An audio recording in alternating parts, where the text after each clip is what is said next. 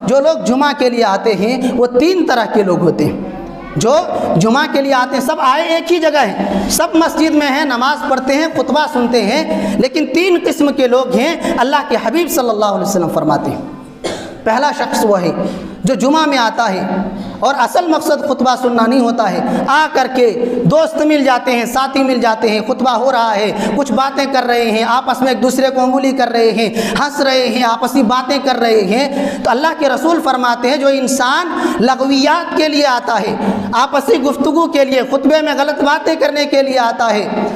تو اس انسان کو وہی کچھ ملتا ہے، یعنی جمعہ کی نیکی اس کو نہیں ملتی، وہ وہی لغو کام، غلط کام جس کی نیت سے وہ آیا تھا وہی چیزیں اس کو ملتی ہیں۔ دوسرا انسان وہ ہے جو یہ سمجھتا ہے کہ جمعہ کا دن مبارک دن ہے، اس دن دعائیں قبول ہوتی ہیں، تو وہ دعا کرنے کے لیے اللہ کے گھر پر آتا ہے کہ ہفتے میں تو نماز پڑھتے نہیں ہیں، آج جمعہ کے دن نماز پڑھ لیں گے، کچھ اللہ سے مانگ لیں گے۔ تو دوسرا انسان آتا ہے جو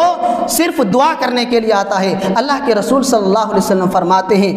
کہ اگر اللہ تعالیٰ چاہے تو اس کی دعا کو قبول کر لے، اگر اللہ چاہے تو اس کی دعا کو رد کر دے۔ یہ اللہ کے اوپر موقوف ہے، اللہ کی ذات کے اوپر ہے کہ وہ چاہے تو جس چیز کو وہ مانگ رہا ہے وہ دے دے، اور اگر نہیں چاہے تو اس کے مطالبے کو رد کر دے، لوٹا دے۔ تو یہ دوسرا شخص ہے۔ تیسرا انسان ہے جو جمعہ کے دن آتا ہے، محنت اچھی تیاری کر کے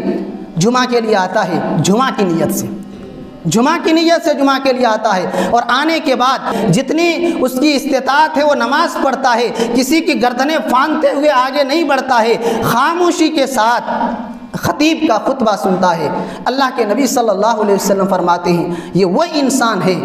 کہ اللہ تعالیٰ اس کے خطبے کے لیے آنے کی وجہ سے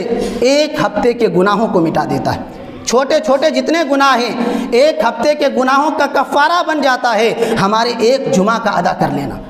لیکن اگر ہماری نیت صحیح نہیں ہے، کسی اور مقصد سے آئے ہیں، تو جمعہ میں آنے کے بعد بھی اس کی اصل نیکی سے محروم رہیں گے۔ اور اسی روایت کے اندر ہے وَزِيَادَةُ ثَلَاثَةِ أَيَّامٍ، 3 دن اور بھی،